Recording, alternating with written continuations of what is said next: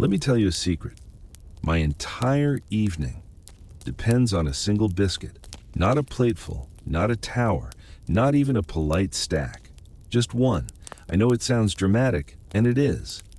But at my age, a man's peace treaty with the universe often comes down to the small things. Pajamas, tea, and a perfectly chosen biscuit. That's my holy trinity. And before I take you through the nightly ceremony of slippers, shortbread, and all the quiet comedy that goes with it, let me invite you to make yourself comfortable too.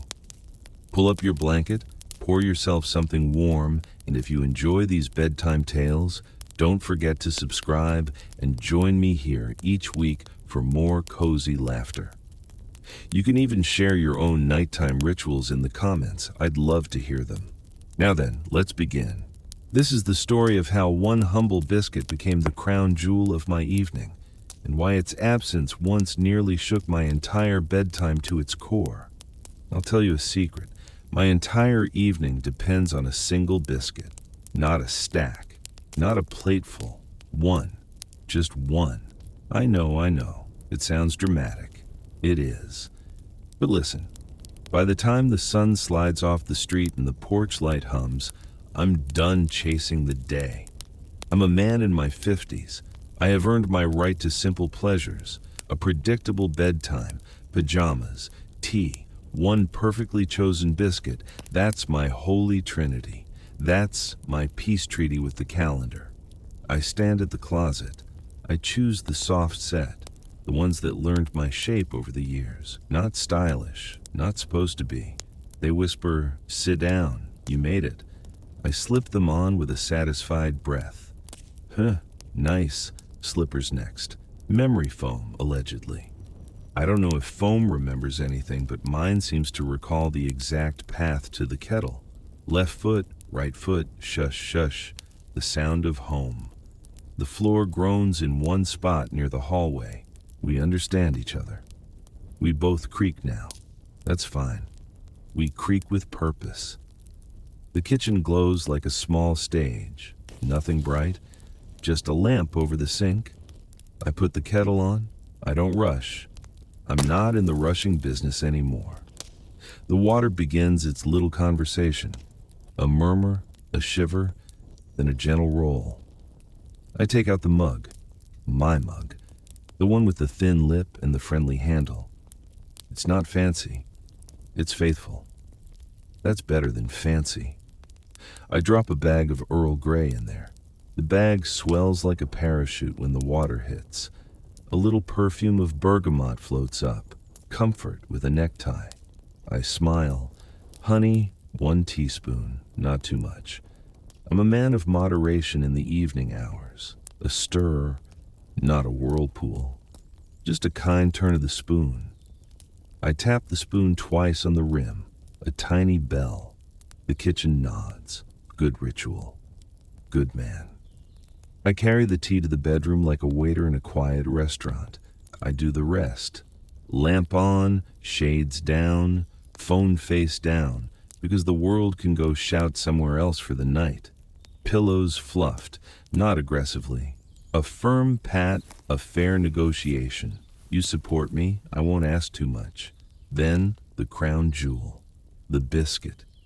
I keep them in an old tin, blue enamel, dented lid. A little picture of a cottage on a hill that looks like it bakes its own weather. I call it the vault. I keep it on the dresser, away from temptation. Or so I've told myself.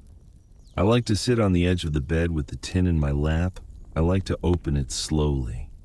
I like to survey the goods. Tonight is shortbread night. I've felt it coming since lunchtime. I could see the future from there. Pajamas, tea, shortbread, a good 5-minute victory. That's the ritual. That's the password at the end of my day. And maybe that sounds small to some people. It's not small to me. Because rituals matter at my age. They keep the world from wobbling off its axis. Let me explain. When you're young, you think spontaneity is everything. Let's go. Right now. Who needs sleep? You eat pizza at midnight and call that a lifestyle. You buy gas on fumes just to feel alive. You can't find your keys, so you climb through a window and call it exercise. Then your 50s arrive, and you have opinions about pillow height. You do a little stretch before you sneeze. You turn down the music in order to read a street sign. And bedtime starts to feel like a ceremony you host for yourself. Slow, kind, predictable in the best way. The universe may have thrown tomatoes all day, but the night is yours. You fold it neatly. You close it gently. You tell your bones, good work in there. Rituals are not cages, they're rails. You don't get stuck, you get guided. I have friends who scoff at routine. Free spirits, allegedly. They eat cereal out of a mixing bowl and unplug the microwave because they don't trust the clock. They fall asleep on the couch with a shoe on their chest like a paperweight. They say, "I'll sleep when I'm tired." And I say, "Buddy, you'll sleep when your hamstrings forgive you." Me, I like a runway. Lights every 20 feet. The same steps, the same order, the same little joke I tell myself when I fold my socks. Tiny things, important things. Because small predictables hold off the big unpredictables. And the biscuit? The biscuit is the period at the end of the sentence. No period, no sentence, just a breath you forgot to finish. Biscuits are edible punctuation. That's my theory. Shortbread is a period. Ginger snap is an exclamation point. Chocolate chip is a semicolon. Still going, but with style. Oatmeal raisin is a comma. Serviceable, unassuming, keeps things moving. I could go on. I will go on. Because I'm a man with tea cooling beside me and all the time in the world. I know what you're thinking. Get the biscuit already. I will. I just want you to know why. Because you can't understand the crisis until you understand the ceremony. You can't feel the earthquake until you know where the dishes were stacked. So I breathe, I reach, I pull the tin toward me. It is cool and familiar in my hands. The lid is stubborn in a friendly way. I twist, I lift, I smile in anticipation, and then my smile freezes. My hand stops. Something is wrong. Wait, there is no wait. The tin is light, too light, suspiciously, outrageously light. Like picking up your grocery bag and discovering you left the milk on the conveyor belt. Like lifting your cat and discovering you grabbed the throw pillow by mistake. Number. No. I give the tin a little shake. I want to hear the coins dance, the little clack of contentment. I hear sand, crumbs, dry little whispers, the remains of a civilization. I open the lid anyway. Denial is strong in a man who loves a ritual. I peer in. I lean closer. I tilt the thing toward the lamp like a detective trying to find fingerprints. Crumbs. Only crumbs. I blink. I look again. I perform the universal rite of the baffled rotate and re-rotate like the biscuits might be hiding behind a clause in the tin's warranty. I push the paper liner aside. Nothing. I look under it. A cruel confetti of butter dust. I tilt the tin, hoping something lodges loose. The tin gives me the hollow stare of an empty drum. No biscuits, not a single one. A quiet noise escapes me, half laugh, half groan. I place the lid down, I pick it up, I place it down again, as if the tin is a misbehaving child and I'm trying to parent it back into abundance. Denial. Round 2. Maybe I stored a spare sleeve somewhere. I check the nightstand drawer. Receipts. A pen that doesn't work until it ruins a shirt. A bookmark with good intentions. No biscuits. I check the top of the dresser, the far corner, behind the lamp. Nothing. I stand. I shuffle back to the kitchen. The kettle clicks as if to say, "Good luck, pal." I open the cupboard. I see boxes, cereal, a heroic jar of peanut butter doing a split. No biscuits. I open the bread drawer. I find the last heel of a loaf no one wanted. This is not a biscuit. This is a cry for help. Back to the bedroom, back to the tin, back to hope. Heh. Hope. I open it again. Perhaps biscuits regrow under observation. They do not. Crumbs do not evolve. Denial. Round 3. The theatrical round. I tip the tin upside down over my palm and shake out a respectable pile of shortbread dust. I tap the tin like I'm asking a turtle to come out of its shell. I lick my finger and pick one golden flake, like a scientist analyzing moon rock. I taste it. It tastes like memory of joy. It tastes like a rumor of butter. It is not enough. I stand very still. Then disbelief slips into melodramatic acceptance, as it always does around this time of night. There's a small silence, the kind that tells you the universe moved a chair without asking. I sit on the bed. I stare at the tin. The lamp hums. The tea tries to stay warm for me out of sympathy. Somewhere in the neighborhood, a distant car door closes and says, "Good night." And I think, who did this? Who ate the last biscuit and left me crumbs? Let's talk briefly about stealth snackers. This is a tribe, a people. Stealth snackers move in quiet shoes. They can open cellophane without a sound. They can remove the second-to-last item from any container, leave the last one as a decoy, and sleep like babies. Some of them live in my house. I will not name names. A gentleman gives people the chance to confess, but I know the signs. The lid not screwed on all the way. The tin put back slightly off-center. The one crumb on the dresser that looks like it lost its way after a hurried midnight heist. I am not mad. Well, I am a little mad, but it is the kind of mad that laughs because it recognizes itself. I have been that man. I've seen a tin at noon and said, "Save one for tonight." Then I have been the same man at 4 p.m. and said, "You deserve it now." Then, at 10 p.m., I try to bend time and wish the biscuit back into existence through sheer regret. We are all hypocrites in the pantry. We are saints only when the cabinet is closed. Still, I grumble.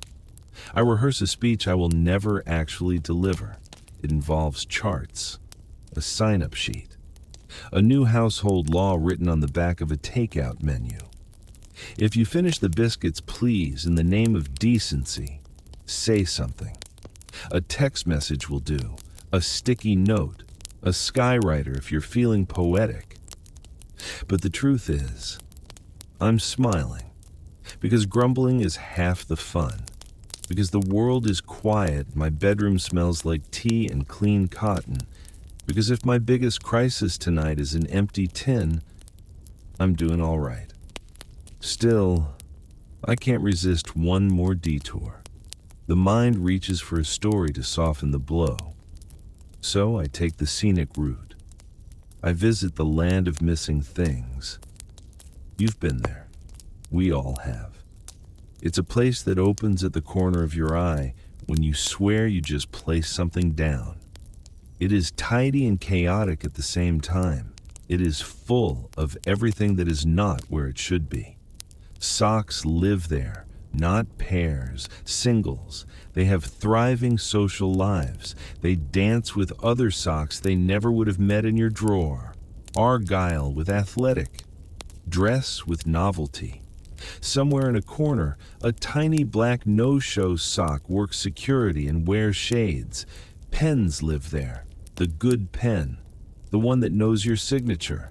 It runs flawlessly in the land of missing things. It writes checks for unlimited patience. It doodles new constellations and names one after you, just to be sweet. Umbrellas live there. All the umbrellas you bought on rainy days because your other umbrellas were out networking at the missing convention center. In that land, it is always sunny. They open for shade, they laugh at the weather, tape measures, nail clippers, the left glove, batteries, extra buttons, the instructions to the thermostat you promised you'd keep, remote controls that never belong to any device you own, reading glasses that have taken early retirement and moved somewhere warm. And now, biscuits. Of course, biscuits. There's a table in the middle of that country, polished wood, a little lace runner, a lamp with a yellow shade, a jar with no lid, and inside that jar, endless shortbread. They never crumble on your sweater. They never draw ants. They break in exactly halves when you want them to. They dunk without drowning. They are cheerful. They are loyal. They are plentiful. Somewhere in the land of missing things, my biscuits are laughing at me. They are telling stories about their time on my dresser. Remember how he taps the spoon on the mug, twice, every night. Remember the way he sets us down on the napkin like a landing strip. Remember when he tried to eat a cracker at bedtime and called it a moral failure. I laughed too. I let the silliness defang the disappointment. I let the imagination do its evening stretch. Then I travel. Back. I return to my room. I return to the tin. To the reality of crumbs. My tea sighs. It is just shy of perfect now. I could drink it alone. I could. But a ritual is a circle, and mine is broken at the hinge. I look at the clock. The hour has slipped into the kind of time when the house is yours and the air sits softly on your shoulders. This is the hour for small revelations. Here's one. Bedtime emergencies in your 50s are not like bedtime emergencies in your 20s. In my 20s, an emergency at night meant the car won't start, and I'm pushing it with 3 friends while laughing like a sitcom until the laughing stops. It meant sprinting through the rain because someone forgot the tickets. It meant locking myself out and learning how to climb a drain pipe like a raccoon in Converse sneakers. It meant arguments that felt like cliff edges and heartbreaks with strobe lights. Now the emergencies wear slippers. Now the emergency is, where are my reading glasses and why are they in the freezer? It is, why does my knee sound like popcorn when I stand up? It is, why did I open the pantry and forget why I came here and now I'm full of crackers? It is, the thermostat war, click click, set to tropics by day and Arctic by night. It is, I put water in the coffee maker but forgot the coffee, and I still drank it because I'm polite. Now, the emergency is a biscuit tin with the lights out. Silly? Yes. Serious? Of course not, but real? Absolutely. Real enough to halt the evening and send me into inventories and monologues in imaginary countries. I sit there and let the difference sink in. There's a kindness to it, isn't there? What a gift, to grow older and have a night where the worst thing is a missing treat. I pick up the tin one more time.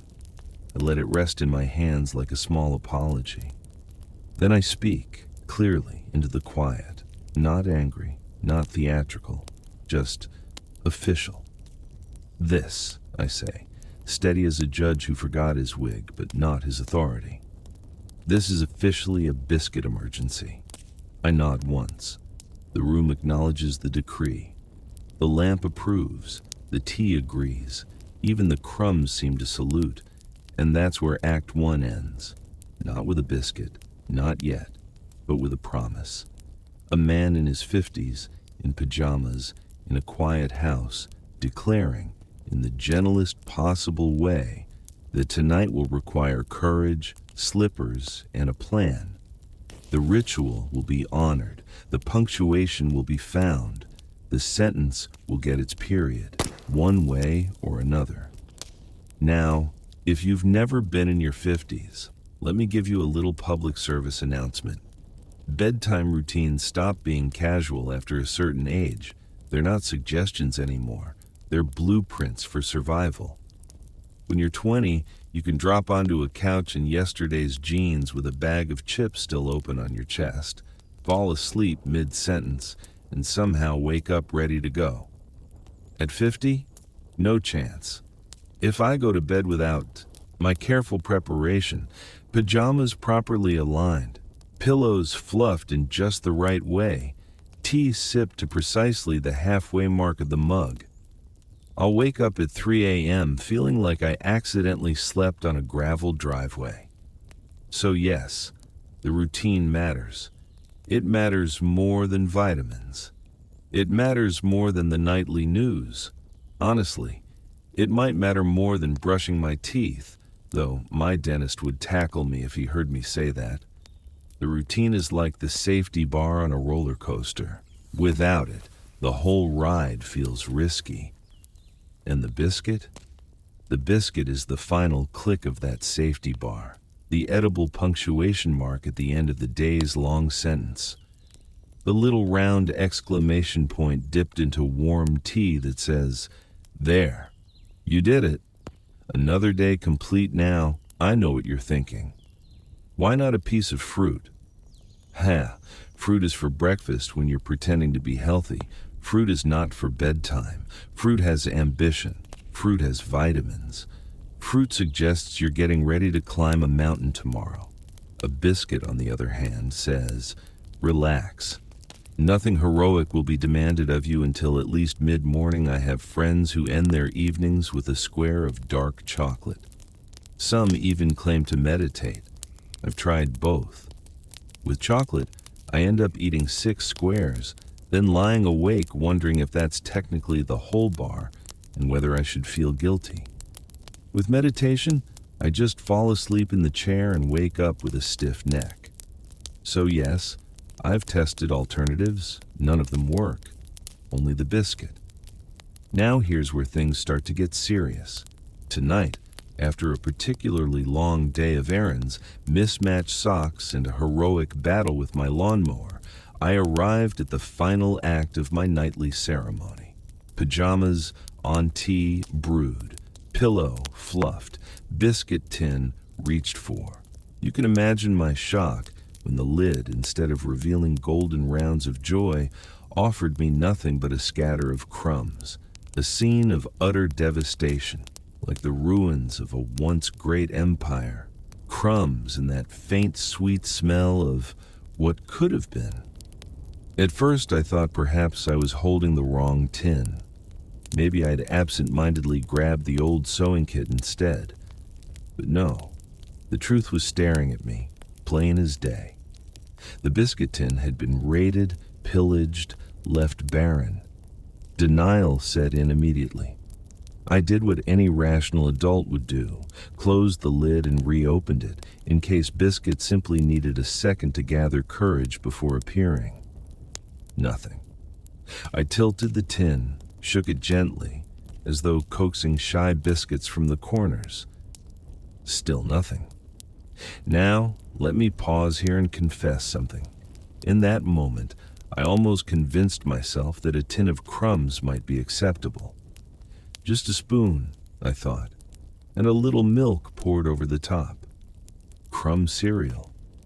But my dignity, what little is left at this age, intervened. Number. A man has to draw the line somewhere. Of course, my brain did what brains always do in such moments of crisis. It began listing suspects. Who among the household could have executed such a heist? Was it my wife? Possibly, though she usually prefers popcorn. The kids? They don't live here anymore, but I wouldn't put it past them to sneak in like raccoons. Could it have been me? A late-night sleepwalking snack I didn't remember? I've heard of stranger things, and this is where I launched into what I like to call the great inventory of missing things. You see, biscuits don't vanish in isolation. They've joined a union. There's a place somewhere, a mysterious, unreachable land where all missing items go. Socks that disappear from the dryer, pens that roll under the couch, never to be seen again. Eyeglasses that hide only when you're already late. And now, biscuits. Yes, they've signed up for relocation to the land of the lost. I picture it as a bright, happy place, a kind of retirement village. All the missing socks reunite, finally in pairs, skipping merrily through meadows. Pens lie around with plenty of ink, writing sonnets together, and biscuits. Oh, they're probably at a never-ending tea party laughing at me. Now, in my 20s, a missing biscuit wouldn't have been a crisis. In your 20s, bedtime emergencies involve things like running out of gas on the highway or discovering your roommate locked you out. Back then, a night without biscuits just meant you ate pizza at 1 a.m. and went to bed full and foolish. But in your 50s, a missing biscuit feels like a structural failure, like someone pulled out the keystone from an arch. I stood in my kitchen, tin in hand, crumbs mocking me from the bottom, and realized the truth. I was not just snackless, I was betrayed by my own ritual. And so, with all the gravity of a courtroom verdict, I said aloud, yes, to the empty room. This is officially a biscuit emergency. Now, when you declare something to be a biscuit emergency, you have to pause for a second. Because the phrase itself sounds slightly absurd. Emergency implies flashing lights, sirens, and people in uniforms running around shouting instructions. A biscuit emergency, on the other hand, is more personal, quieter. No one else hears the alarm but you. Still, in that moment, my heart rate was elevated. My palms were damp. My evening was in jeopardy. I've had other kinds of emergencies in my life. Car breaking down on the freeway. A toothache that suddenly flared up at midnight. Once, a pipe burst in the basement and we spent 3 hours in our pajamas with towels trying to keep the water from swallowing the laundry room whole. Those were real emergencies. But here's the thing. When you're 50 and it's bedtime and your body is already switched into cozy mode, you don't have the energy to deal with plumbing disasters or dental pain. Number. At that hour, even a missing biscuit feels monumental. And so I stood there, biscuit tin in one hand, mug of tea in the other, trying to process the magnitude of my loss. I tried bargaining. Maybe I don't need a biscuit tonight. Maybe I can just sip the tea. Focus on the tea, I even lifted the mug dramatically, like some wise old monk, inhaled the steam, and tried to convince myself that enlightenment could be found in chamomile alone. Didn't work. Within 2 sips, all I could think was, this tea deserves better. This tea deserves a biscuit. The denial stage still hadn't fully passed, though. I went back to the cupboard, checked behind the cereal boxes. Sometimes a stray packet hides back there, right next to the outdated cans of beans. Nothing.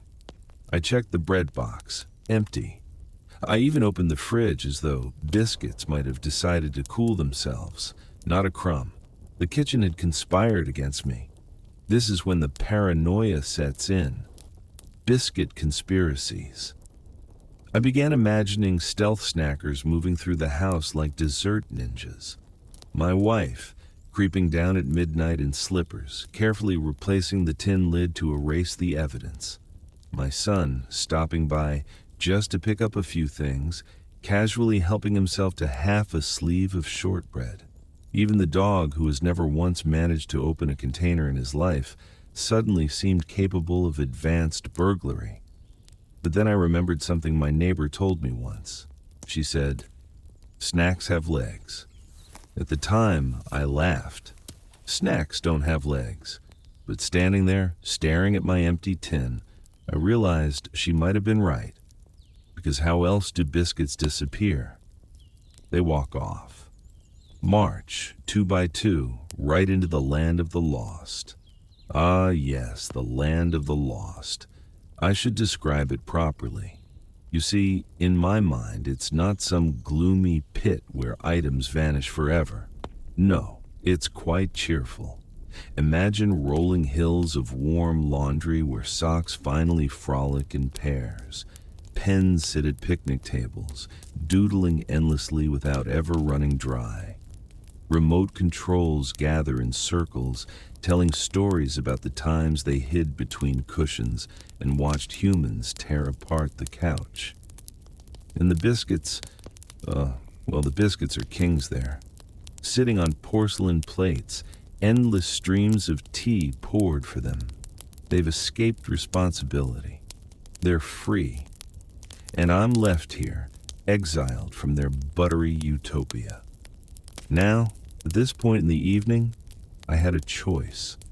I could accept the emergency with dignity, finish my tea, go to bed, and tell myself that resilience is built in moments like these. Or I could attempt a rescue mission. Yes, a full-scale, late-night biscuit expedition. Before I reveal which option I chose, let me confess something about bedtime emergencies in your 50s. They don't feel urgent in the same way as when you're younger. In your 20s, if something goes wrong, adrenaline kicks in. You leap into action. You sprint. In your 50s, you deliberated. You shuffle around in slippers, muttering, "Is this really worth it?" Emergencies become debates rather than actions. I pace the kitchen, mug in hand, muttering aloud. It's too late to drive to the store. But maybe the gas station has biscuits. Do I want gas station biscuits? No one ever wants gas station biscuits. I must have looked like a one-man council meeting, voting against myself repeatedly. And this is where the melodrama really took hold.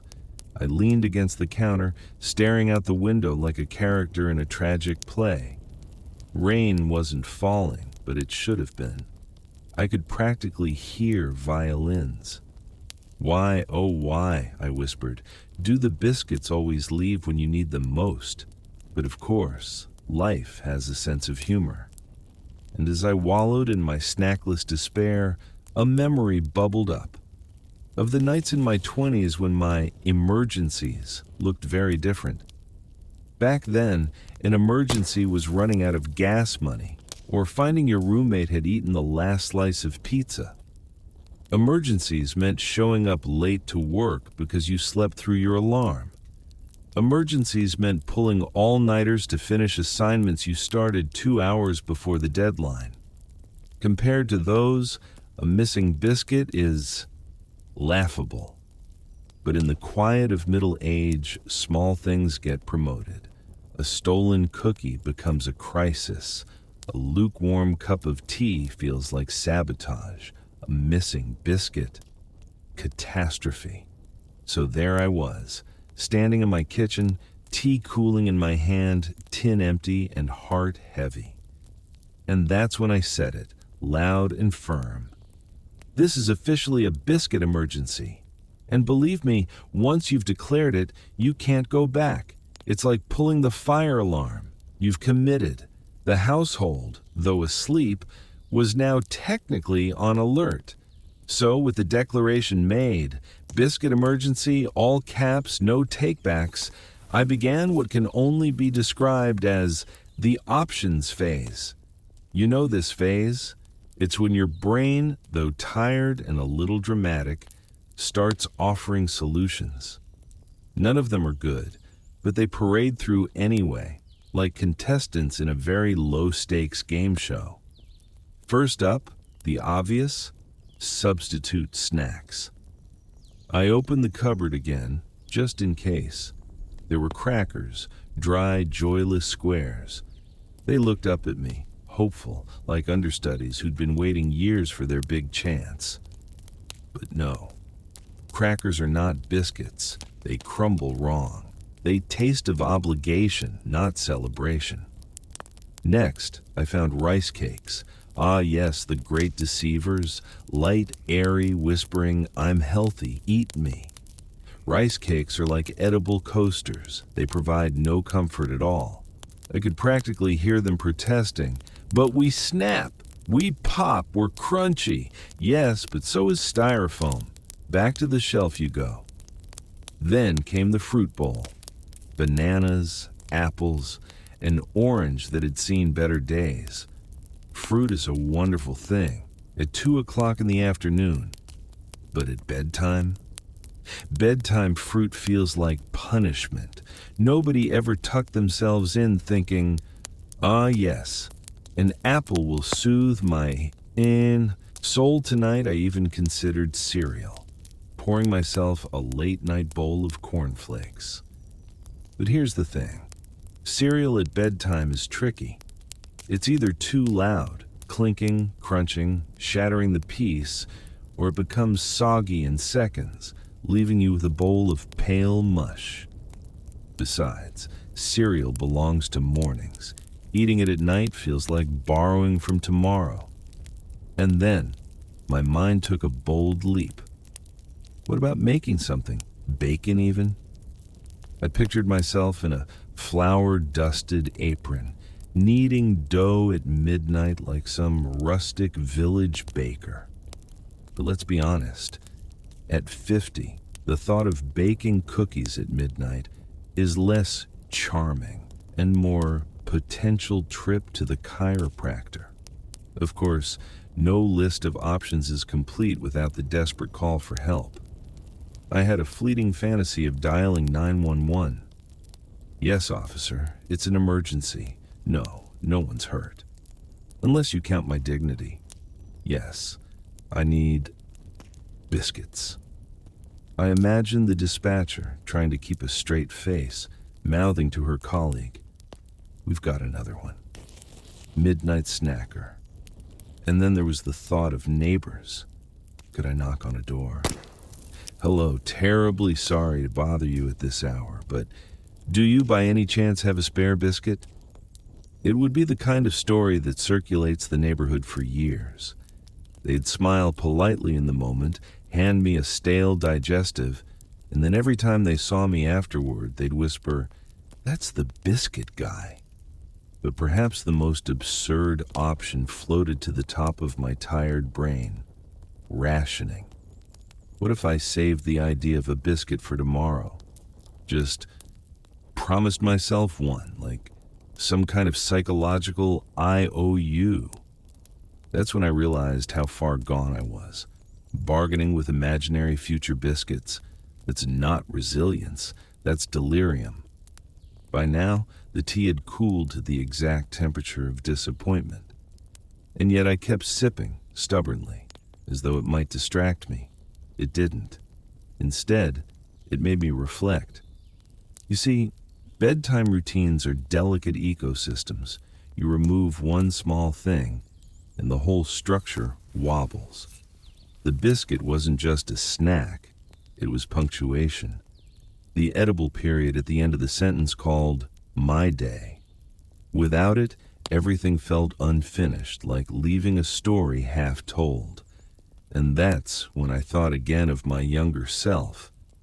At 25, if you told me I'd one day stand in a kitchen, nearly weeping over a missing shortbread, I would have laughed.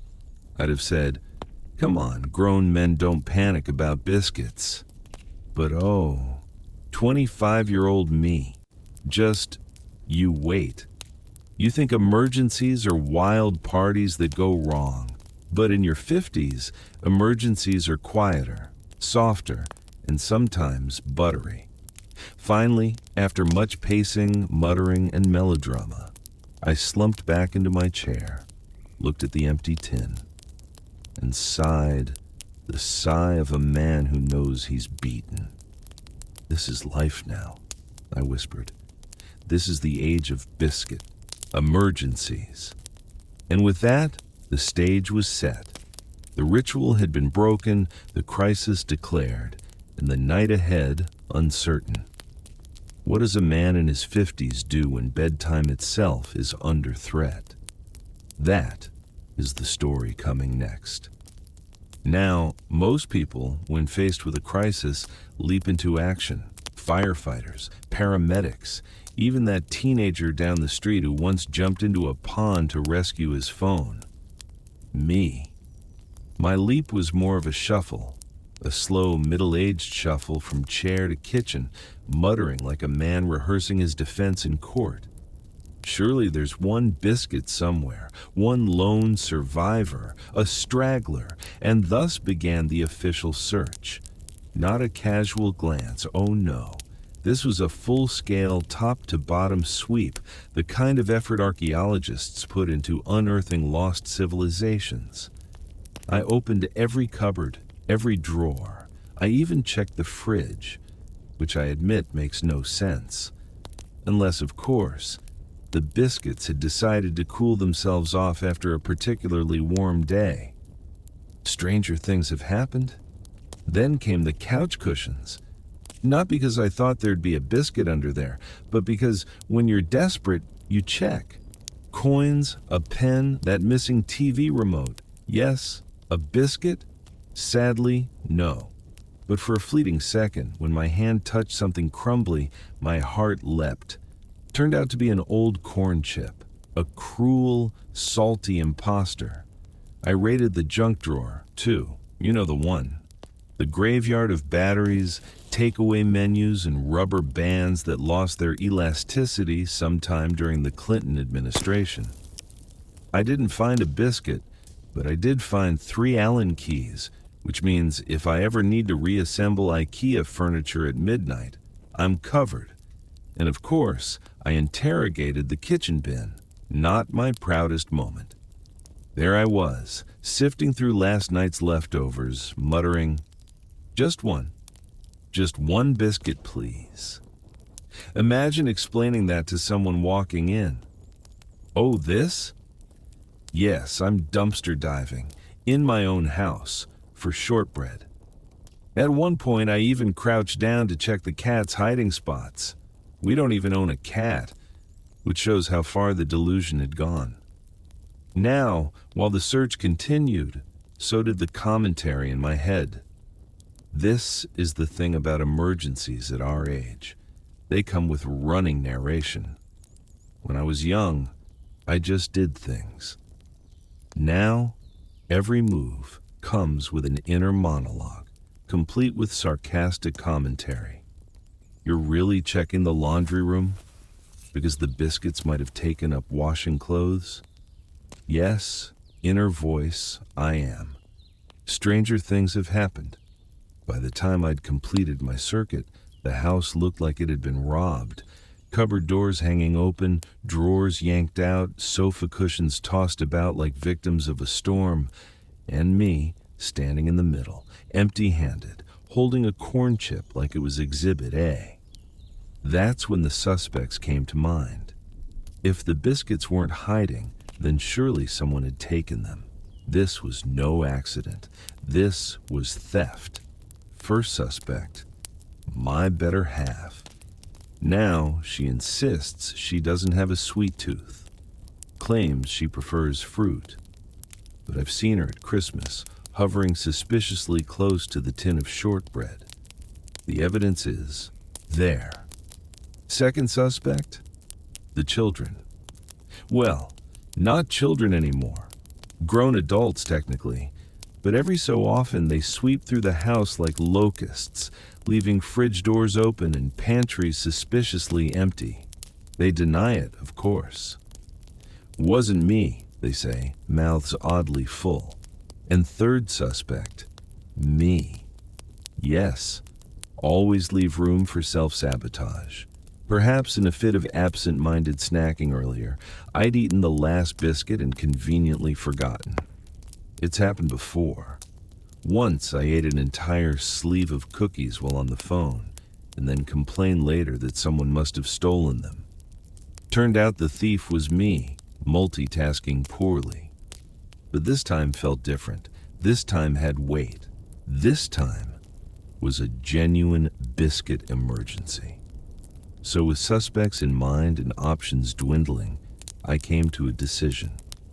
I would do the unthinkable, something I hadn't done in years, something reserved for rare, dire occasions. I would leave the house at night in my pajamas. Now, let me tell you, deciding to leave the house at night in your 50s is no small matter. It's not like when I was 20, when I'd happily run out at midnight for a burger or to meet friends who claimed they were just around the corner, but were actually 3 suburbs away. Back then, leaving the house at night was an adventure. Now, at 50-something, it feels like scaling Everest. You have to consider footwear, proper trousers, keys, whether you've got enough energy to locate your wallet, and of course, the risk of bumping into the neighbors in your pajamas. But there I was, determined. Because what is life if a man cannot have one biscuit before bed? That's not luxury. That's not indulgence. That's survival. So I stood in the hallway, staring at my slippers. They were fine for shuffling from bed to kitchen, not quite fit for biscuit hunting beyond the property line. So I dug around and found my sneakers, the kind that still had faint traces of lawn clippings on them. Imagine the look: pajama bottoms, sneakers, a bathrobe that had seen better days, and hair that was less styled and more electrical accident. I glanced in the mirror before I left. And let me tell you, I looked like a man about to commit a crime. Not a serious one, maybe a petty theft or trespassing. Certainly not the noble biscuit expedition that it truly was. Now, leaving the house at night is a whole ritual in itself. First, the lock sticks. It always sticks. During the day, no problem. But at night, when you're trying to be stealthy, it turns into Fort Knox. The keys jangle, the lock groans, the door squeaks. The whole neighborhood is now aware that a middle-aged man in pajamas is attempting something suspicious. And then, the car. Ah, yes, the car, that noble steed.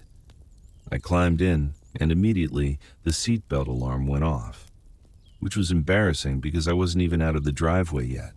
It's not the most heroic start to an epic journey. Now, some part of me thought, maybe I'm overreacting. Maybe I should just go back inside, drink my tea, and live without biscuits for one night. And then another part of me thought, do you want to be the man who gave up on himself? Who surrendered at the first whiff of difficulty? No, you'll be the man who fought for his biscuit. So off I went, driving through the quiet streets. You know what's strange? The world looks completely different after midnight when you're older. Every street lamp flickers like it's mocking you. Every shadow makes you wonder if you left the oven on, and every open shop feels like a tiny miracle. Now, let me explain something. In my 20s, I wouldn't think twice about heading out late. Gas station, corner store, diner, you name it. I'd wander in, grab a snack, maybe even chat with the cashier. But in my 50s, pulling up at midnight feels like I'm about to give a TED Talk entitled, Why Grown Men Buy Cookies After Bedtime. I rehearsed lines in my head just in case. Yes, good evening, sir. No, I'm not a lunatic. It's just a biscuit emergency. And of course, as fate would have it, the first store I went to, closed, dark as a tomb. A sign in the window, open 7 a.m. to 10 p.m. 10 p.m., 10? Who shuts down at 10? That's not a closing time. That's practically still dinner. Back in the car I went, onward to the gas station. Because if there's one thing you can count on in life, it's death, taxes, and gas stations selling biscuits at inappropriate hours. Sure enough, The fluorescent lights of the gas station glowed like a lighthouse, guiding weary sailors to shore. I parked the car and straightened myself out, stood taller, tried to look less like an unhinged man in slippers. You can only do so much when you're wearing pajama bottoms decorated with little cartoon stars, but I gave it my best shot. The automatic doors slid open, and there it was, the snack aisle, a holy land, a shining beacon of hope. Crackers, chips, chocolate bars, and yes, biscuits. Rows upon rows of them. I almost wept. But here's the problem. Choice. Too much choice. At home, I had one kind of biscuit, a reliable, predictable friend. At the gas station, it was like walking into a dating app for cookies. So many options, all brightly packaged, all promising happiness. Do you go classic? Something chocolate dipped? Something exotic with almonds that sound healthier than they actually are? And here's the kicker. When you're over 50, you also start reading the nutritional labels, even at midnight, standing there in the fluorescent light, muttering, "Oh no, too much sugar. Oh no, that'll give me heartburn. I must have looked like a man interviewing each biscuit for a serious long-term relationship." Finally, I grabbed two, one for now, one for backup. 'Cause let's be honest, emergencies have a way of repeating themselves. I brought them to the counter. The cashier, a Taoiser kid who looked about 12, stared at me like I was an alien. Pajama pants, hair wild, clutching biscuits like I'd just stolen the crown jewels. He didn't say anything, just scanned them slowly, like he was making mental notes in case he needed to testify later. I, of course, felt compelled to explain myself. "It's a biscuit emergency," I said, as though that clarified anything. He nodded, polite, but I know what he was thinking. Old man, midnight, pajamas, cookies. Yeah, this tracks back in the car, biscuits secured. I felt like a conquering hero. The battle was won, the quest fulfilled. And yet, I also couldn't resist tearing into the pack right there in the parking lot. One biscuit, just one. That's what I told myself. And then, of course, 3 biscuits later, I had to physically stop myself from demolishing the lot before I even made it home.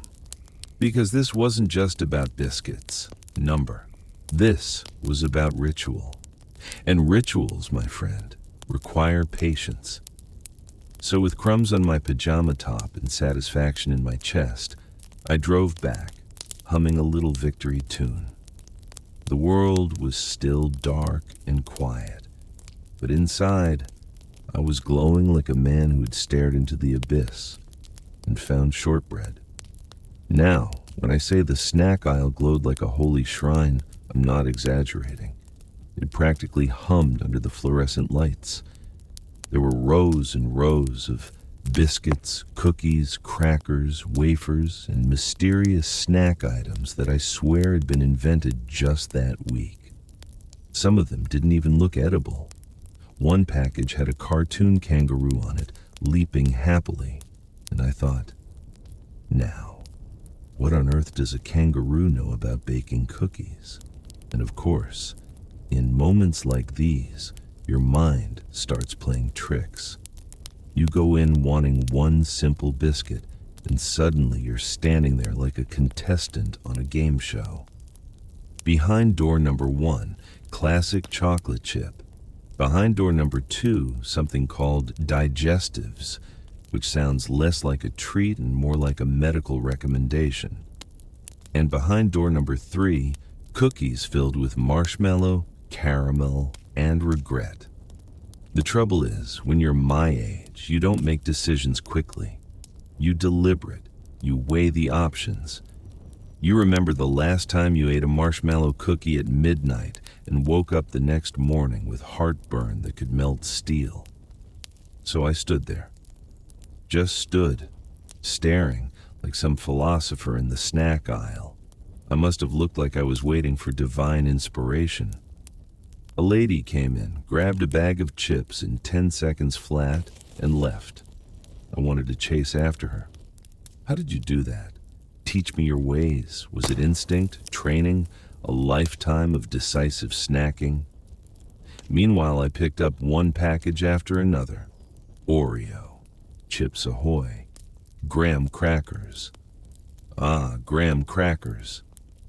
Now, graham crackers are interesting. They're technically cookies, but they also try to sneak into the category of health food. They come in these wholesome cardboard boxes that look like they were designed in 1958 and never updated. And if you read the back, it's all about honey and whole grain goodness. But let me tell you, if I'm standing in a gas station at midnight in my pajamas, I am not there for whole grain goodness. Then there were the so-called luxury biscuits, the kind that come in sleek, glossy packages, usually imported from somewhere like Denmark or Belgium. You pick them up, and they're twice the price of everything else. And there's always some picture of a windmill or a fancy crest. Like, you're not buying cookies, you're buying an aristocratic lifestyle. I stared at one box and thought, do I really want to be the kind of man who eats continental biscuits at midnight? Do I want to be that person? And then, of course, I wandered into the cracker section by mistake. Oh, the betrayal. There's nothing worse than thinking you've picked up a box of biscuits only to realize it's plain crackers, saltines. I don't mind a saltine, but they're not exactly the romantic ending to the day you dream of. You can't dunk a saltine into your tea and feel satisfied. You just end up with salty tea, which frankly sounds like a punishment from history class. Now, you'd think by this point I'd have made my choice. But no. No, my friend. This is the age of second guessing. Because every cookie reminded me of something. Oreos reminded me of childhood, pulling them apart, eating the cream first, pretending to be a scientist experimenting on chocolate discs. Chips Ahoy reminded me of college, buying a pack and finishing it before a single textbook was opened. Graham crackers reminded me of camping trips, where we'd make s'mores and then spend the night picking marshmallow out of our hair. By the time I'd reminisced my way through half the aisle, I realized I'd been standing there long enough for the cashier to glance over suspiciously. And I don't blame him. A man in pajamas holding up biscuit boxes to the light like he's evaluating fine wine? I'd be suspicious too. But that's the thing about biscuits. They aren't just snacks. They're edible time machines. Every bite takes you somewhere. Back to your grandmother's kitchen or a school lunchroom, or that time you swore you'd only eat one sleeve of cookies and ended up with an empty box and crumbs on your shirt. So, in the end, I did what any sensible man in his 50s would do. I bought more than I needed, because the real nightmare would be coming home, sitting down with my tea, and realizing I'd only bought one packet and it wasn't the right one. No, better to over-prepare. At least if the world ended tomorrow, I'd have enough biscuits to barter with the neighbors. Now let me tell you about the cashier. He had that look. You know the one. The look that says, I've seen it all. Drunk college kids, midnight coffee runs, arguments over gas, prices. But this man in his pajamas clutching biscuits like sacred relics. That's new. And the worst part, I felt the need to justify myself, to explain, as if he was going to write a report. Yes, officer, the gentleman stated it was a biscuit emergency. I could have just paid and left, but no. I launched into a monologue about rituals, tea, and how life is too short to be denied a cookie at bedtime. He nodded politely, bagged my purchase, and I swear I saw him stifle a laugh. Walking back to the car, I thought, that boy doesn't know it yet, but one day he'll be me. One day he'll be 50, wearing pajamas at midnight and fighting for biscuits. And when that day comes, he'll remember this moment, and he'll understand. Now, this cashier, young fellow, couldn't have been more than 20. He had that sleepy but polite look people wear when they've been on their feet for 6 hours and are silently questioning their life choices. He scanned my biscuits with that little beep beep, and it struck me, that sound, the checkout scanner. And suddenly I was back in the 80s at the brand new supermarket in town. They just introduced barcode scanners, and my buddy Rick swore it was witchcraft. He said, "There's no way that little red light knows what you're buying. It's a trick. They're charging us more while distracting us with beeps." And for about a year, he only paid in cash and demanded handwritten receipts. Rick was a suspicious man. Still is. Anyway, that beep from the cashier jolted me into nostalgia. You don't expect your heartstrings to get tugged by a laser scanner. But there you have it. I thought of being a kid, tagging along with my mom to the grocery store. She'd say, "Pick one treat, just one." The agony of that choice. Standing in front of the cookie shelf, practically sweating with responsibility, knowing that whatever I picked had to last me until next week. That was training. Right there. That's why I was still deliberating over biscuits in my 50s. Scar tissue from childhood shopping trips. The cashier looked at me funny as I chuckled at my own memory. I realized I must have been standing there, bag of cookies in hand, grinning like a fool. I almost explained, "Oh, don't mind me. I'm just reliving 1983 in my head." But I didn't. Some things are better left unexplained. Then, as he kept scanning, I noticed the lad had a name tag. Devin. That was his name. And for some reason, that sparked another memory. You see, in my high school, we had a kid named Devin, too. We called him Pockets. Not because he was a thief, mind you, because he always had snacks in his pockets. Always. Chips, candy, sometimes even a half-crushed Pop-Tart. The man was like a walking vending machine. And I'll tell you, nothing makes you feel older than realizing you're basically becoming Pockets. Standing there at midnight with biscuits stuffed into a shopping bag, I thought, yes, the circle is complete.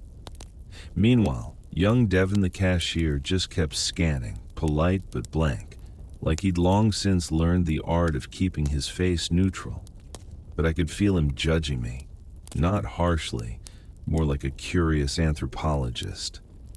Specimen of middle-aged male, purchasing 4 varieties of cookie, 1 box of graham crackers, and is that the fancy Danish tin? Interesting survival strategy. And here's the kicker. While he bagged my purchases, he tossed in one of those receipt surveys. You know, tell us how we did today, as if I were going to log onto my computer later in my pajamas and write, "Dear management, excellent selection of emergency biscuits. Cashier Devin showed remarkable restraint by not laughing in my face." But of course, being me, I actually considered it. That's the kind of thing you start thinking in your 50s. Maybe I should fill this out. Young Devin might get a bonus. Yes, that would be a noble use of my evening. Heroic, even. Then I imagined the look on my wife's face if she found me at 1 a.m., hunched over the computer, passionately reviewing a gas station. I put the receipt in my pocket anyway. It's probably still there. That cashier, though, he'll stick with me. I walked out with my biscuits and thought, that boy doesn't know it yet, but someday, some small, ridiculous midnight errand will lodge itself in his memory. And 30 years later, he'll be telling his version of it. Maybe to his kids, maybe to himself, maybe just to an empty room, And maybe, just maybe, he'll remember the middle-aged man in plaid pajamas who came in for cookies, waxed poetic at the register, and called it all a biscuit emergency. I've always said that nothing teaches you more about the human condition than a 24-hour gas station. Airports come close. DMV lines, too. But the gas station, in the dead of night, is a kind of living art gallery.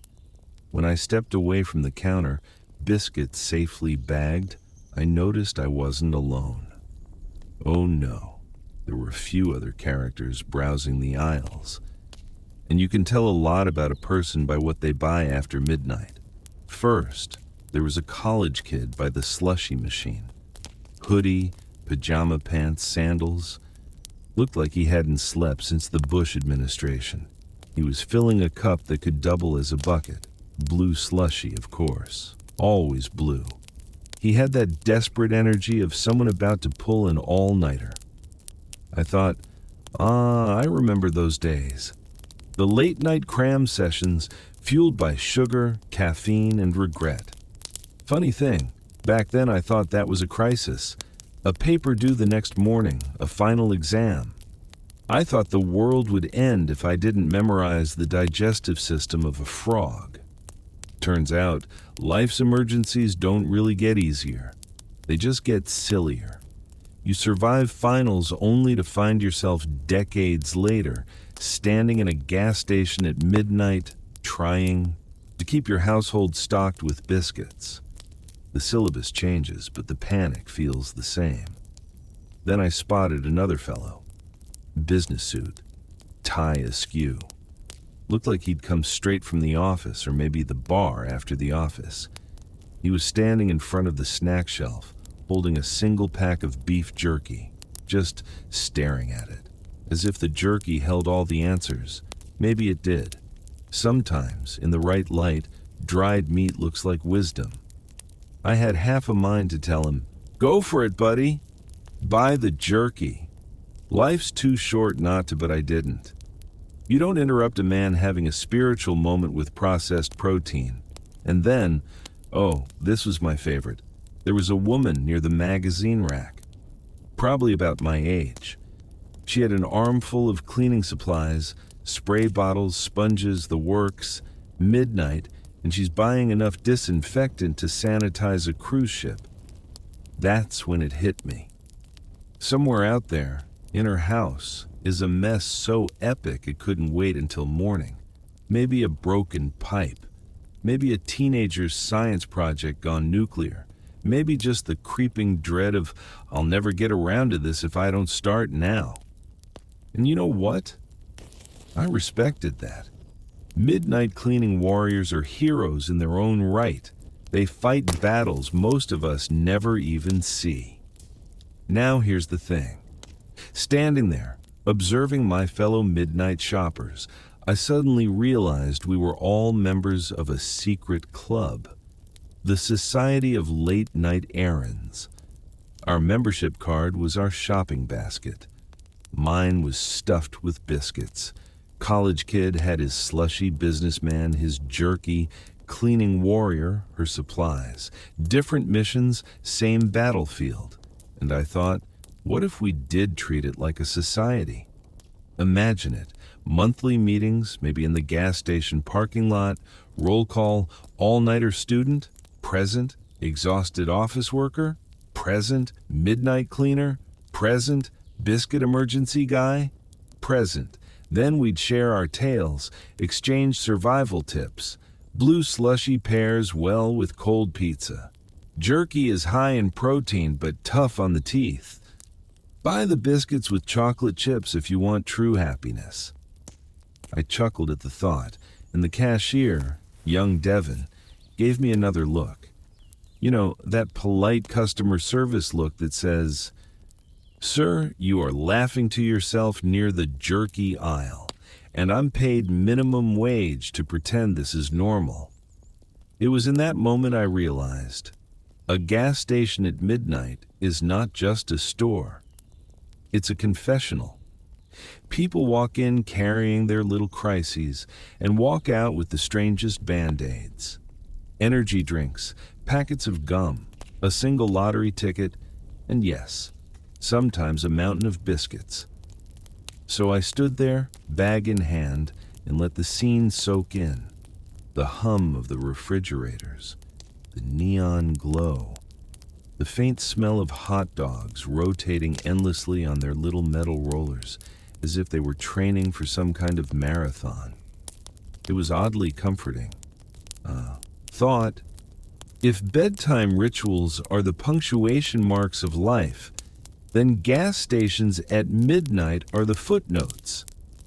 The small, ridiculous side notes that don't fit neatly into the main story, but end up being the most memorable.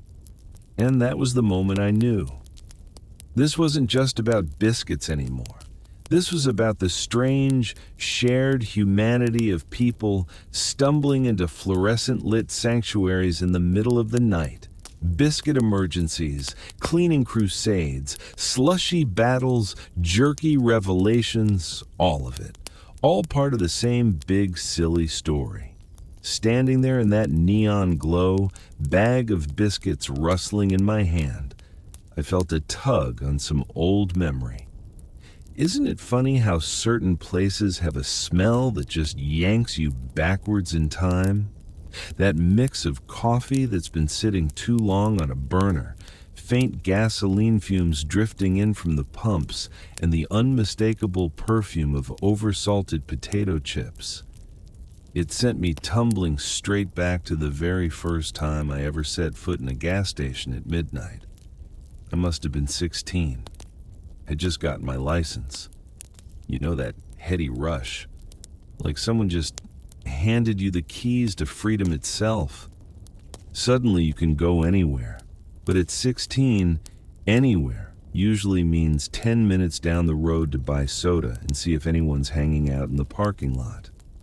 That night, my buddy Dave and I, he was the kind of friend who always had more ideas than common sense, decided that the only proper way to celebrate my new license was to drive around aimlessly until my parents' curfew loomed.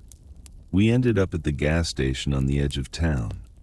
It had one of those buzzing neon signs, half the letters burned out, so instead of Quick Stop Market, it just said Q Cheek St. P. Arc T, which, frankly, felt about right. Inside, the place looked enormous to us. Endless aisles of candy, chips, mysterious hot food items that had clearly been turning on those roller grills since the Carter administration. It was like stumbling into treasure. Dave looked at me, wide-eyed, and whispered, "We can buy anything." And for a second, it felt true. Freedom and power bottled up in neon. We didn't need much. Teenagers never do, but we made a ceremony out of it. Dave grabbed a bag of neon green chips that claimed to be extreme jalapeno. I picked up one of those glass bottles of cola because back then, drinking soda from glass felt impossibly sophisticated, like I'd been invited into the adult club. And the cashier, we'll call him Earl because he looked like every Earl you've ever met, rang us up without much interest. But here's the thing. That transaction, as simple as it was, felt like a rite of passage. I was 16, buying junk food at midnight, using my very own driver's license. In that moment, I thought, this is what being an adult is. Buying spicy chips and soda at ungodly hours. Look out, world. Of course, adulthood turned out to be bills, laundry, and a worrying fascination with back support pillows. But hey, for one night, extreme jalapeno and glass bottle cola were enough. So now, decades later, standing in Devon's gas station with my precious biscuits, I couldn't help but smile. That teenage version of me would have laughed to see where I'd ended up. Same setting, same neon glow. Only the stakes had changed. Back then it was, can I buy junk food without looking like a kid? Now it's, Will I survive until tomorrow without my evening biscuit? Maybe that's what gas stations are really about. They're time machines. They remind you of who you were the first time you pulled in under their fluorescent lights. And they remind you, too, that some things don't really change. You still wander in half-dazed. You still buy snacks you probably don't need. You still feel a little thrill at the absurdity of being there at all. I caught myself chuckling again, which earned me yet another raised eyebrow from Devin at the counter. Poor guy probably thought I was unwell. But I didn't care. Because in that moment, I felt connected. 16-year-old me, middle-aged me, all tied together by one universal truth. No matter your age, midnight snacks always taste better. I patted the bag of biscuits like it was a loyal dog. All right, old friend, I thought, let's get you home. I gave Devin a polite nod as I gathered my treasures, the packet of biscuits, and yes, I'll admit, a small bag of pretzels I didn't need but suddenly couldn't resist. That's the power of a gas station at night. You walk in for one thing, and you come out with snacks that seem to have followed you home like stray cats. Devin slid my receipt across the counter with that practiced air of someone who has seen every type of midnight wanderer. Truckers, teenagers, tired parents, night shift workers, and now middle-aged men clutching biscuits as though the fate of their sleep depends on them. I almost wanted to explain, to stand there and say, "Listen, Devin, this isn't just a packet of biscuits. This is a rescue mission. This is my sanity, my bedtime ritual, my peace offering to the Sandman." But then I realized at midnight, explanations only make you look more suspicious. So I just gave him a little grin, tucked the biscuits under my arm, and shuffled toward the door. The glass door gave that soft hydraulic whoosh as I pushed it open, and suddenly the night air hit me. Cool, quiet, wide. The neon hum of the station lights faded as I crossed back to my car. Out in the distance, a truck rumbled down the highway, and I thought, somebody else is probably making their own emergency snack run. I hope theirs goes as well as mine. Sliding into the driver's seat, I set the biscuits carefully on the passenger side, like precious cargo, buckled them in almost. I could practically hear a voice in my head saying, "Please ensure all biscuits are securely fastened before departure."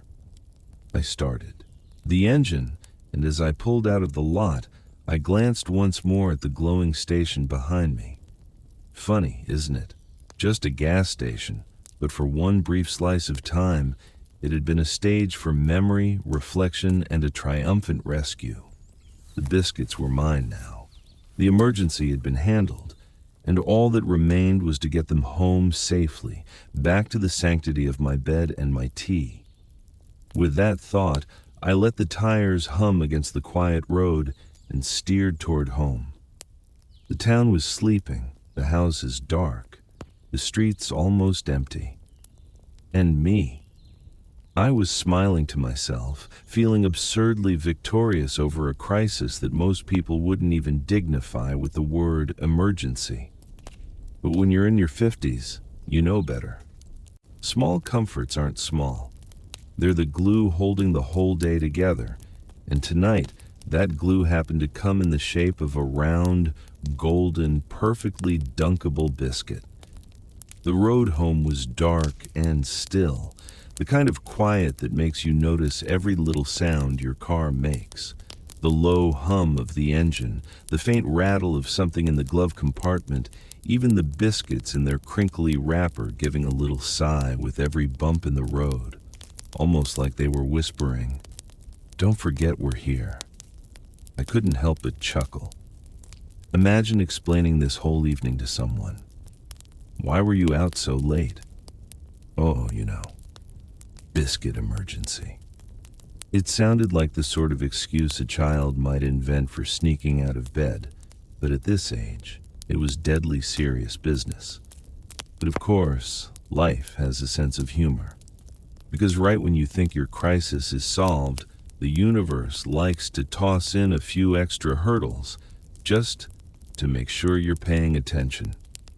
For me, that came in the form of a red light. Not just any red light, the world's longest red light. The kind that mocks you with its stubborn refusal to change. The kind that makes you consider, briefly, whether you could get away with running it. But then you remember, you're in your 50s, and the only thing worse than a missing biscuit is explaining a traffic ticket to your spouse. So I sat there, tapping the steering wheel, staring at the glowing red orb as if it personally hated me. And of course, my mind began to wander, because waiting at a light is the perfect breeding ground for nonsense thoughts. I started imagining what would happen if I actually got pulled over tonight. Can you picture it? The officer leans down to my window, shines the flashlight in, and there I am. Hair a little messy, wearing slippers and clutching a packet of biscuits on the passenger seat like it's the crown jewels. He'd ask where I was headed, and I'd have to say it. Out loud. Home, to bed, to eat my biscuit. There's no way you say that with dignity. No way at all. And that's when it struck me. Emergencies in your 20s involve things like flat tires, missed exams, or unplanned adventures. Emergencies. In your 50s, they're about snacks, slippers, and making sure the heating pad is working. It's the same drama, just with softer edges. The light finally turned green, mercifully, and I rolled forward. But the thought lingered. What else, I wondered, might this night throw at me before I finally got home to my tea and biscuit? Because if there's one thing I've learned over the years, it's this. The road between you and comfort is never as simple as it looks. At last, my street came into view. A familiar little stretch of houses, each one dark and tucked in for the night, like rows of well-behaved children. My own porch light glowed faintly, as if it had been waiting for me. A beacon, a lighthouse guiding a weary sailor back from the storm of snacklessness. I pulled into the driveway, cut the engine, and sat for a moment, just me and the biscuits. My hand hovered over the packet. I could have torn it open right there in the car, taken a victory bite before even setting foot inside. But no, this wasn't just hunger. This was ritual, and rituals deserve respect. So I carried the biscuits inside, cradled carefully under my arm like fragile glassware. The house was quiet, almost too quiet. The kind of quiet where you start to suspect something has been going on in your absence. I put the biscuits on the counter, set the kettle boiling, and only then did it hit me. This wasn't just about biscuits anymore. No, this was bigger. A mystery was brewing in this house because biscuits don't just vanish. Somebody had been here before me, raiding the tin, and now it was time to find out who. I sipped my tea slowly, letting the suspense settle in. My mind was already drawing up suspects. The stealth snacker could be anyone. A family member, a neighbor with a key, possibly even me in some sort of half-asleep midnight raid I'd forgotten. I chuckled into my mug. Oh yes, this was officially more than a snack crisis. This was the start of a household investigation. And so, with my fresh biscuits safely waiting, I declared to the quiet kitchen, "Tomorrow I begin. I'm going to find out who ate the last biscuit." The words hung there, bold and ridiculous, but it felt right. Because when you're in your 50s, you learn that some battles, no matter how small, are worth fighting. I dunked the first biscuit into my tea, let it soak just the right amount, and took the bite that sealed the night. Crisis resolved. Act 1 complete. But the plot? Oh, that was only just beginning. The morning after the Great Biscuit emergency, I awoke with a sense of purpose. Now, I don't usually leap out of bed like a man on a mission. No, these days it's more of a gentle roll, followed by a series of noises that sound suspiciously like a rusty gate. But that morning, there was determination in my bones. I shuffled into the kitchen, poured myself a cup of coffee, and looked at the biscuit tin with narrowed eyes. There it sat, innocent as could be, glinting faintly in the morning light, like a guilty suspect pretending nothing happened. You see, in my house, biscuits don't just vanish. No, biscuits have rules. The tin gets refilled on a Thursday. The Friday biscuits are free for all. Saturday is carefully rationed. Sunday is sacred. By Monday, we're on our honor system. By Tuesday, we've usually failed the honor system. But never, never does the tin simply run dry without warning. I leaned in close to the tin. "Who helped themselves?" I muttered. It offered no reply, of course. Typical tin. Loyal to the end. So like any good detective, I drew up my list of suspects. Suspect number 1, my wife. She's not really a biscuit thief by nature, more of a chocolate nibbler.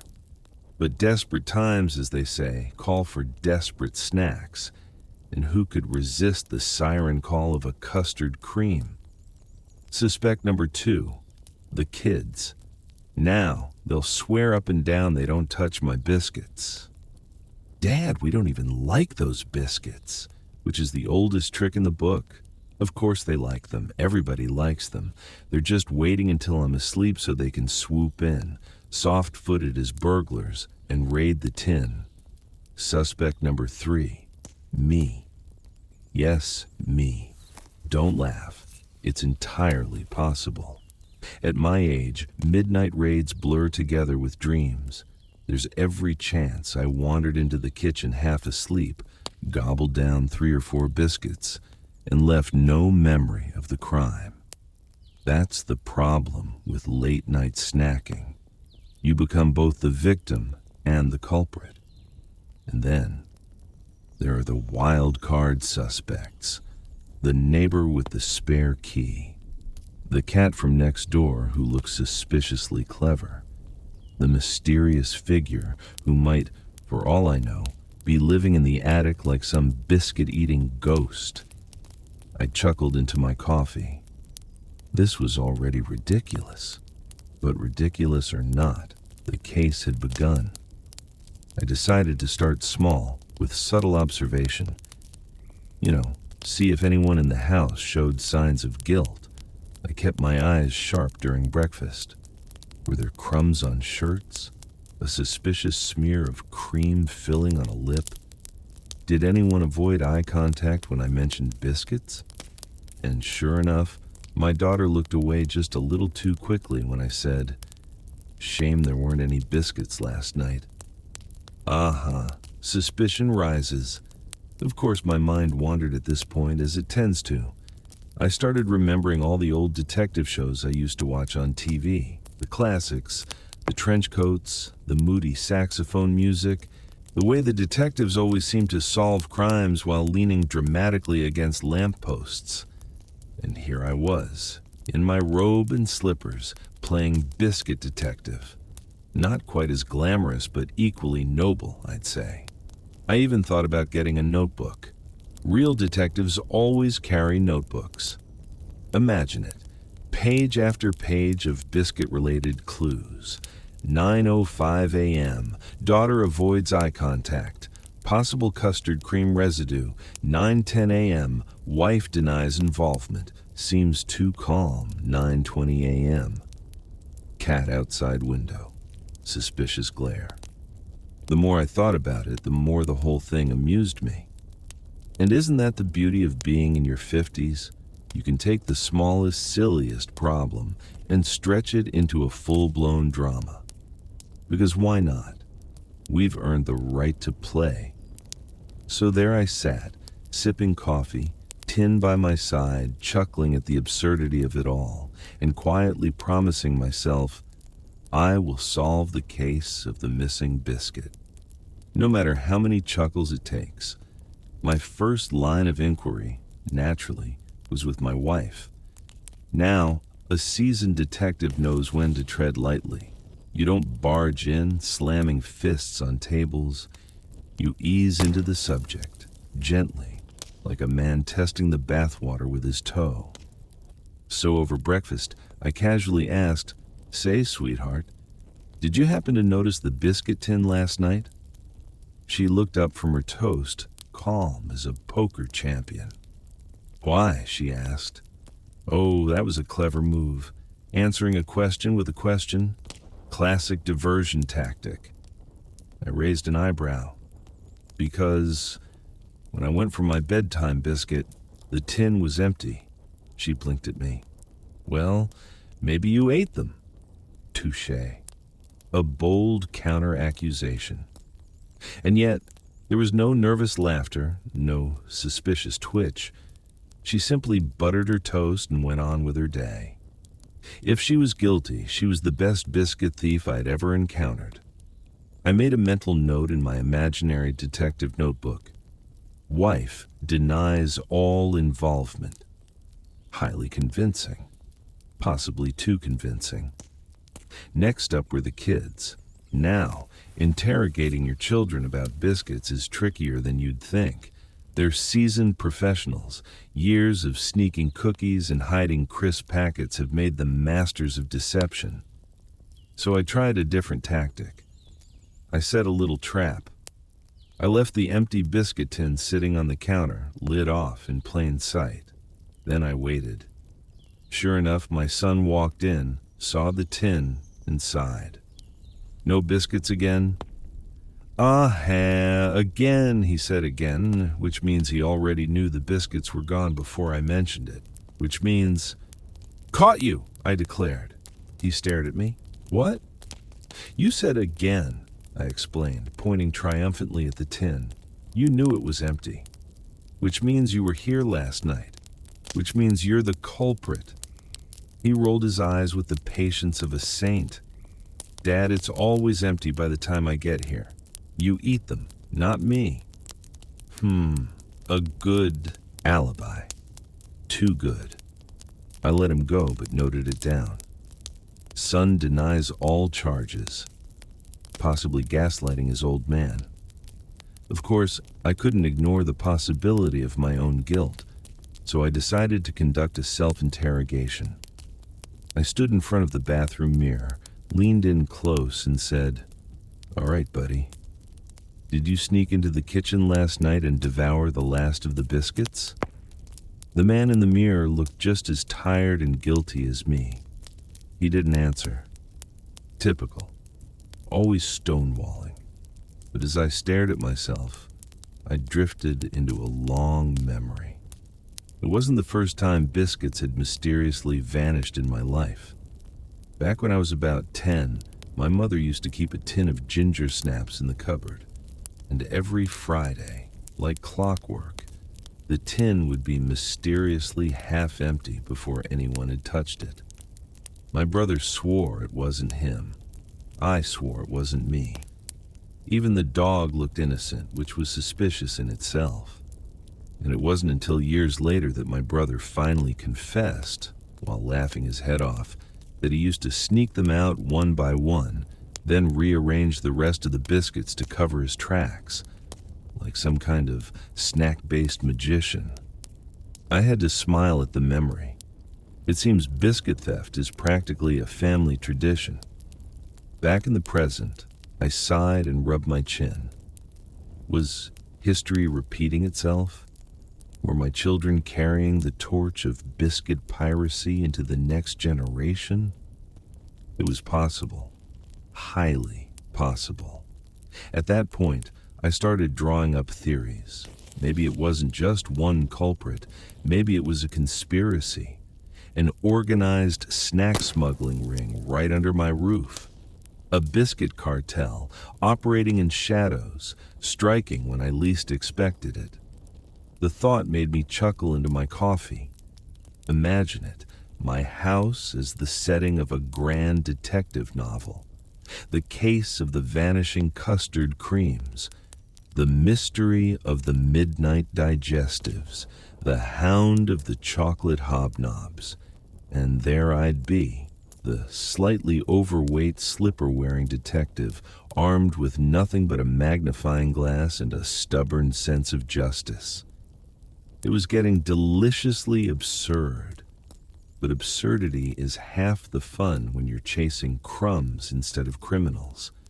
Now, any half-decent detective knows you can't just rely on testimonies.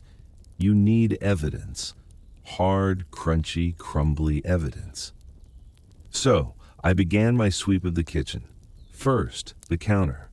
Clean, suspiciously clean, too clean, almost as if someone had wiped away their tracks. Only a true professional would do that. Then, I checked the floor. Aha! A lone crumb. Tiny, golden, and unmistakably biscuit. I bent down, picked it up between my fingers, and held it to the light like Sherlock Holmes with a clue. My wife walked in just then and gave me a look. "Are you sniffing crumbs?" "Evidence," I said firmly. "Please don't tamper with the crime scene."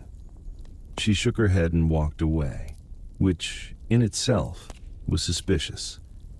Nobody leaves the room that quickly unless they've got something to hide. I scribbled another mental note. Possible biscuit cover-up. After that, I expanded my search radius.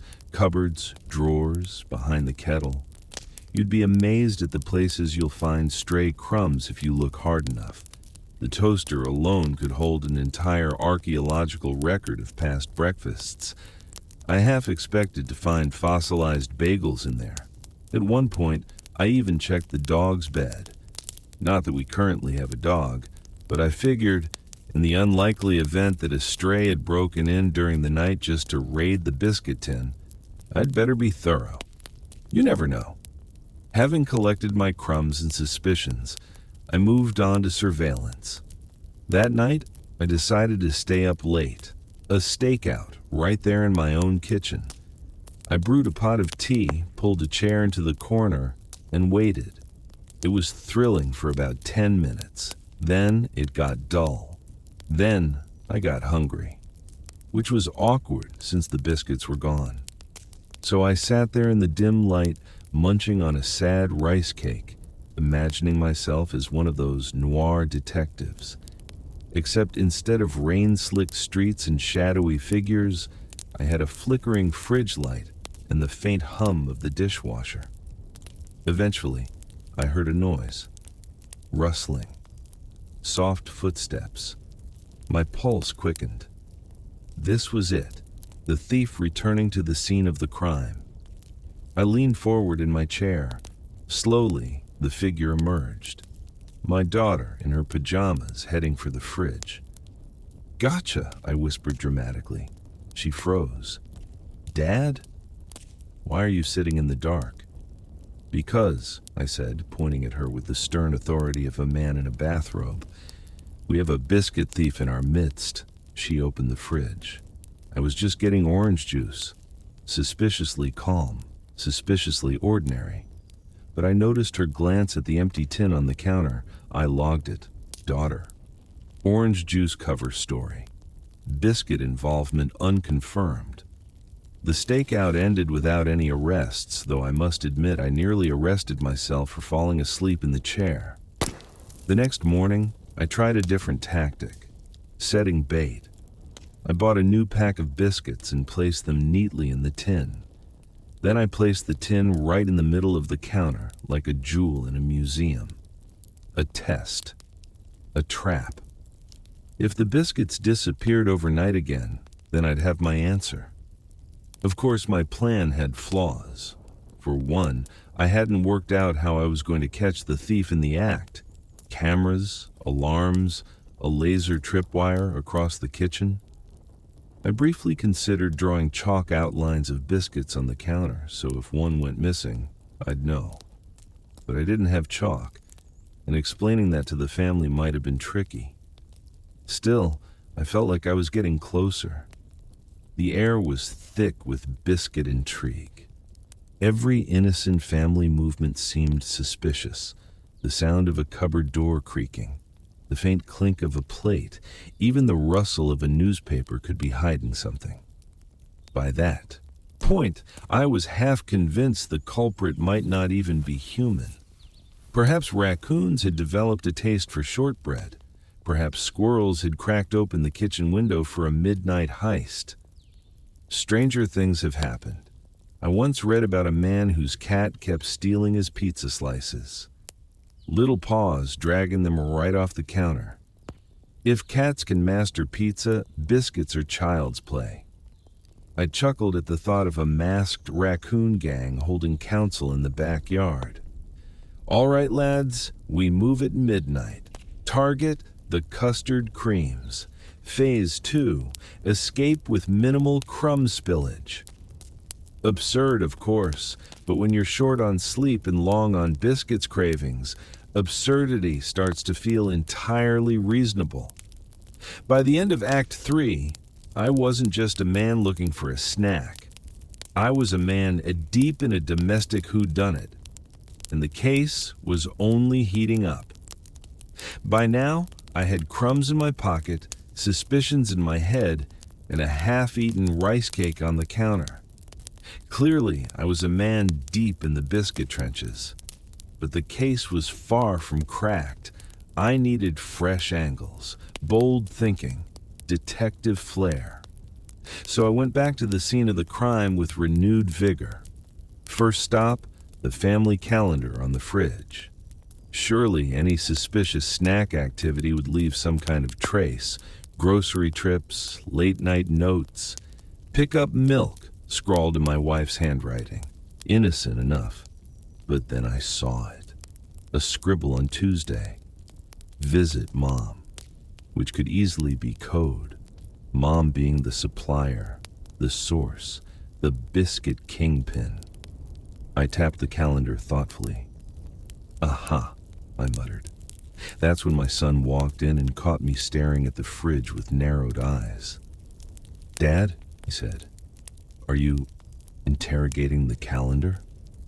Never mind what I'm doing. Where were you last night between the hours of 9 and 10? In my room. Playing video games. Why? Convenient alibi, I said. He sighed, grabbed a soda, and walked away, which I found highly suspicious. Nobody sighs that hard unless they're trying to cover something up. I made another mental note. Subject evasive, soda possibly used as distraction. Next, I turned my attention to the cupboard doors. You see, in every good mystery, there's always a secret passage. And in a house like ours, the closest thing to a secret passage is that one squeaky cupboard hinge you can never quite fix. So I opened and closed each one in turn, listening carefully. Nothing unusual, except of course for the pasta shelf, which gave a dramatic creak like a haunted house door. For a moment, I imagined the biscuits slipping away into a hidden tunnel behind the macaroni. Maybe they were being smuggled into another dimension. The land of eternal snacks. A place where cookies rain from the sky and shortbread grows on trees. Honestly, it sounded nicer than my kitchen. But back to the case.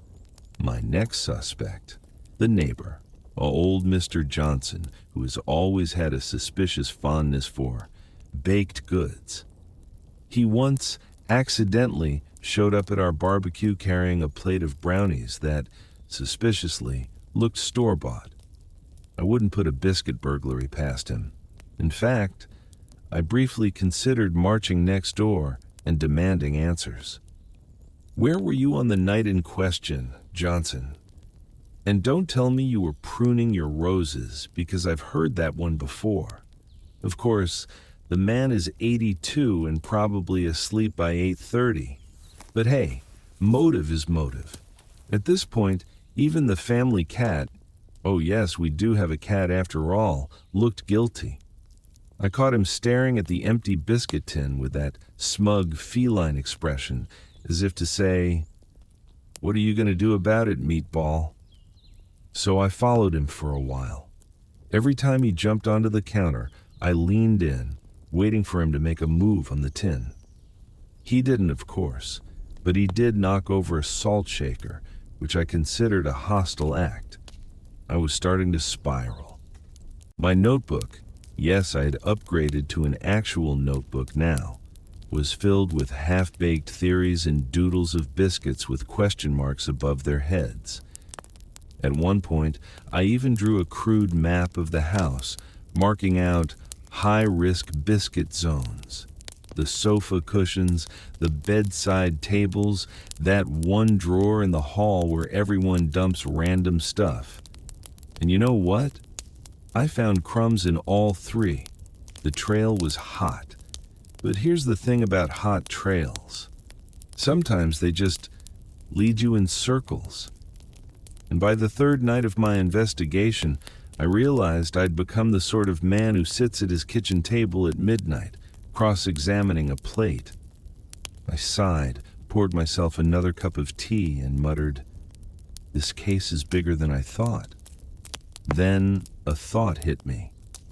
What if the biscuits were never stolen? What if they'd simply evolved? Maybe like caterpillars to butterflies, they'd cocooned themselves in the tin and flown away as some higher snack form. Biscuit moths fluttering through the night. Ridiculous, of course, but no more ridiculous than me sniffing crumbs like a detective with no cases left. Still, I wasn't ready to give up. Number. This was a matter of principle now, not about hunger, not about sugar, about justice. And so, armed with crumbs, caffeine, and a growing sense that I might need professional help, I prepared to push my investigation to the next level. The truth was out there. And by act's end, I was determined to find it, even if it killed me, or at least gave me indigestion. By the third evening of my biscuit investigation, I'd gone from amateur sleuth to full-time snack detective. I even gave myself a name, Inspector Crunch. It had a nice ring to it, didn't it? Rolls off the tongue, very authoritative. You can imagine it on a business card. Of course, nobody else in the house took my new title seriously. My wife rolled her eyes when she saw me pacing around with my notebook. My son muttered something about Dad finally losing it. Even the cat stopped looking suspicious and started looking bored. But I wasn't deterred. Oh no. Inspector Crunch was on the case. The first breakthrough came when I found a suspicious smudge on the biscuit tin. Chocolate? Jam? Some kind of covert fingerprint? I leaned in, squinted, and gave it a tentative sniff. Turns out it was just spaghetti sauce. How? Don't ask. My kitchen operates under its own set of physics. Still, I wrote it down in the notebook. Evidence is evidence. Next, I staged a reenactment. I placed a fresh tin on the counter, adjusted the lighting, and waited. Any minute now, the thief would strike again. I sat in the dark, sipping lukewarm tea, imagining myself in a gritty noir film. Hours passed. Nothing happened. Unless you count the cat coughing up a hairball on the rug, which I briefly considered writing down as attempted diversionary tactic. And then I had it. An epiphany. I wasn't thinking big enough. This wasn't just a burglary. This was part of a larger operation, a biscuit ring, an underground syndicate moving snacks across kitchens nationwide, maybe even worldwide. I could see it now. Shady characters meeting in dimly lit diners, exchanging packets of digestives under the table. Passwords like custard cream whispered in dark alleys. A whole shadow economy of Oreos, shortbreads, and chocolate chip cookies.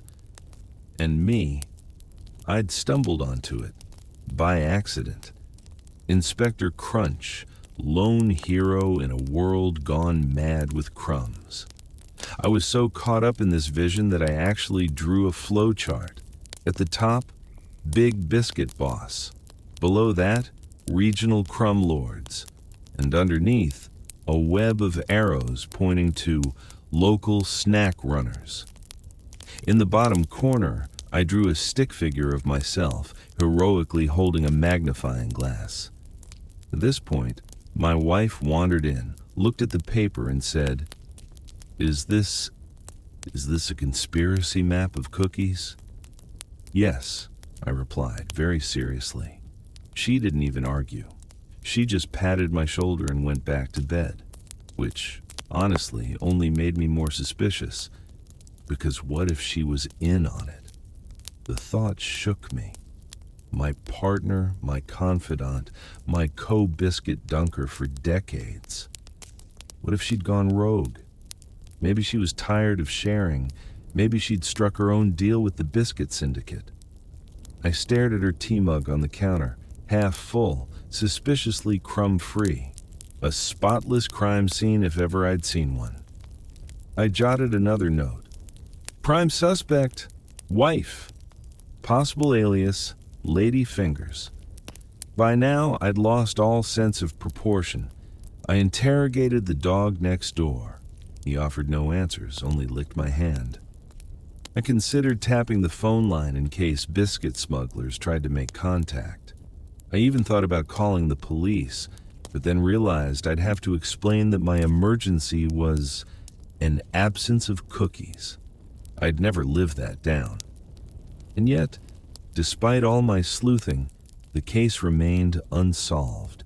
Each theory collapsed under its own weight. Each suspect proved too convenient, which of course only left one terrifying conclusion. Maybe it was me all along. What if I had eaten the last biscuit and simply forgotten? The idea sent a chill down my spine. Could I have sleep snacked? I imagined myself shuffling through the kitchen at midnight, eyes glazed, hand reaching for the tin like a zombie in pajamas. One bite, 2 bites, gone. Evidence destroyed. Inspector Crunch, both detective and culprit. I shook my head. Number. Surely not. But then again, I looked down at my notebook, filled with frantic scribbles and doodles. A man investigating himself without even realizing it. It was all very poetic, tragic even. I sighed, poured another cup of tea, and muttered to the empty room. This case is eating me alive. If only I had a biscuit to go with it. And that's how my quiet evening ritual unraveled into a full-blown investigation, complete with suspects, conspiracy charts, and one very unhelpful dog. In the end, I never did solve the mystery of the missing biscuit. Maybe it was my wife, maybe it was the syndicate, or maybe, just maybe, it was me all along, Inspector Crunch. Detective, suspect, and snack enthusiast all rolled into one. But you know what? That's the beauty of these little bedtime puzzles. Sometimes the answer isn't the point. It's the laughter, the ritual, and the comfort of knowing tomorrow always brings another biscuit. So as you settle in tonight, may your tea be warm, your pajamas soft, and your tin of shortbread forever full. And if you enjoyed this story, don't forget to subscribe for more cozy bedtime mischief. Share your own funniest snack mix-up in the comments. I'd love to hear them. Sleep well, my friend, and guard your biscuits carefully.